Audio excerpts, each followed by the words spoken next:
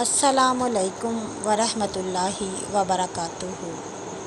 حضرت امام ابو حنیفہ کے پاس ایک شخص آیا اور اس نے سوال پوچھا کہ اگر ایک انسان اپنے باپ کو ناحق قتل کر دیتا ہے، اس نے اس کو کچھ بھی نہیں کہا ہوتا، کوئی تکلیف نہیں دی ہوتی، مگر وہ کسی وجہ سے اس کو ناحق قتل کرتا ہے، مگر اس کو پھر بھی سکون نہ آئے، وہ اس کی گردن کو کاٹ ڈالے، پھر بھی اسے سکون نہ آئے تو وہ اس کی کھوپڑی میں سے سب کچھ نکال کر اس کی کھوپڑی میں شراب ڈال کر پی لے، مگر پھر بھی اسے چین نہ آئے تو وہ شراب پی کر اپنی ماں سے بدکاری کر ڈالے، تو کیا اللہ اسے معاف کر دے گا؟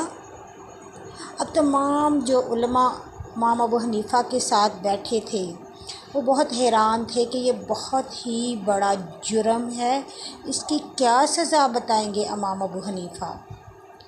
تو انہوں نے کہا کہ اللہ سے توبہ کرو گے تو اللہ معاف کر دے گا۔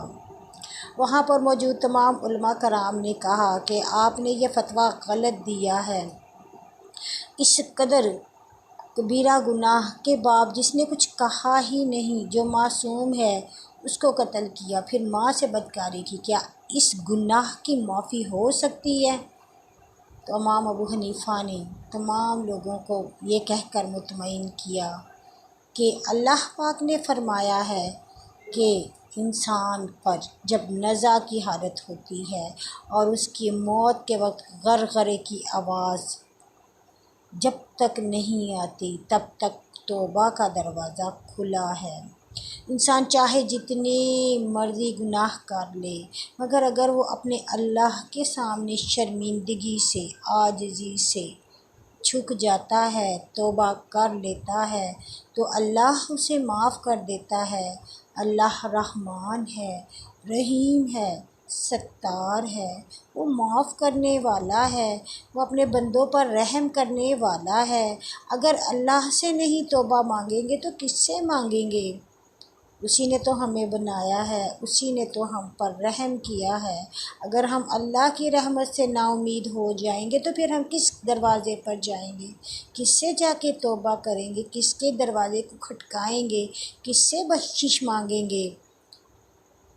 مگر توبہ کا معاملہ یہ نہیں کہ ہم گناہ کرتے رہیں اور پھر معافی مانگتے رہیں، نہیں۔ توبہ وہ ہوتی ہے کہ جس کے بعد سچے دل سے گناہ کی طرف پلٹنے کا سوال بھی پیدا نہ ہو، مگر انسان اگر دوبارہ اس گناہ میں پڑ گیا اور اگر اسے پھر دوبارہ شرمندگی کا احساس ہو تو وہ پھر توبہ کرے، اور ایسی توبہ کرے جو توبۃ نصوحہ ہو کہ جس کے بعد کبھی گناہ کی طرف تصور نہ ہو، تو اللہ اسے بخش دے گا۔ اللہ تعالیٰ کو ندامت والے انسان، توبہ کرنے والے انسان بہت پسند ہیں۔ نبی صلی اللہ علیہ وسلم نے ایک مثال دی کہ اگر ایک انسان صحرا میں ہو، اونٹنی کے اوپر تمام ساز و سامان موجود ہو، کھانے پینے کا بھی، رہنے کا بھی، اس آدمی کو اونگ آ جائے اور وہ اونٹنی غائب ہو جائے تو اس وقت اس انسان کی کیا حالت ہوگی؟ اسے پتہ ہے کہ آگے میری موت ہی ہے، کیونکہ صحرا میں دور دور تک کہیں کسی طرح کا کوئی سامان میسر نہیں ہو سکتا، مگر اگر اچانک سے اونٹنی اس کے سامنے آ جائے تو جتنی خوشی اسے ہوگی اس سے کہیں زیادہ اللہ پاک کو تب خوشی ہوتی ہے جب ایک انسان گناہ کرنے کے بعد اپنے رب سے توبہ کرتا ہے، اس کو اپنا رب مان کر، اپنا آقا مان کر اس سے توبہ کرتا ہے تو اللہ پاک اس کو بخش دیتے ہیں اور اس کے درجات بلند کر دیتے ہیں۔ سبحان اللہ۔